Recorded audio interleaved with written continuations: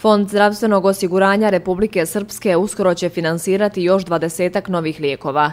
U lijekove koje će osiguranici o trošku fonda moći podići u apotekama spadaju pojedini lijekovi za kardiovaskularna, plućna i bubrežna oboljenja, za dijabetes te druge najčešće bolesti današnjice.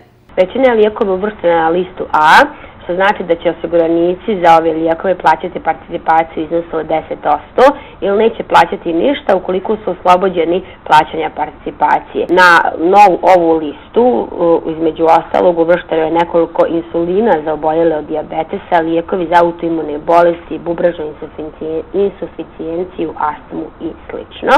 Lijekovi za kardiovaskularna oboljenja, prevenciju moždanog udara, šizofreniju te inkontinenciju uvršteni su na listu B, tako da će svi osiguranici umjesto pune cijene plaćati 50% njihove cijene, što također predstavlja jedno veliko olakšanje za naše osiguranike. Također napominjemo da pojedini uvršteni lijekovi spadaju u lijekove novije generacije, poput terapije za šizofreniju i bipolarne poremećaje. U apotekama u Gradišci kažu da su od fonda dobili obavijest o novim lijekovima koji će biti dostupni na recept, ali da će više informacija imati za nekoliko dana. Građani koje smo anketirali pozdravili su ovaj potez nadležne institucije. Smatraju da je cijene lijekova svakako potrebno smanjiti. Super, i treba, fali dosta i lijekova i super. Kakve su različite cijene lijekova? Pa mogu reći da nisu baš ni jeftine.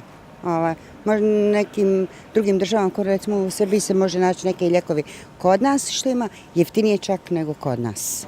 Pa tako da onda snalazimo se uglavnom. Skupi su preskupi. Evo ja imam u džepu sad, idem u Hrvatsku, ali ću ići u Srbiju. Pa ću ovim nekim mojim prijateljima i rođacima donijeti. Evo imam. Građani će sigurno to pozdraviti jer lijek je lijek. Uvijek dobro došao, a naročito ako je jeftiniji. Uvođenjem novih lijekova na listu onih koji se izdaju na recept, Fond zdravstvenog osiguranja nastoji da osiguranicima pruži bolju i dostupniju zdravstvenu zaštitu, tvrde u ovoj instituciji. Podsjećaju da su u prethodnom periodu i na bolničke liste uvrstili nekoliko novih lijekova. Tu su najsavremeniji inovativni lijekovi za liječenje melanoma kao imunoterapija koja će po prvi put u Republici Srpskoj trošku fonda biti dostupna oboljelim od karcinoma pluća.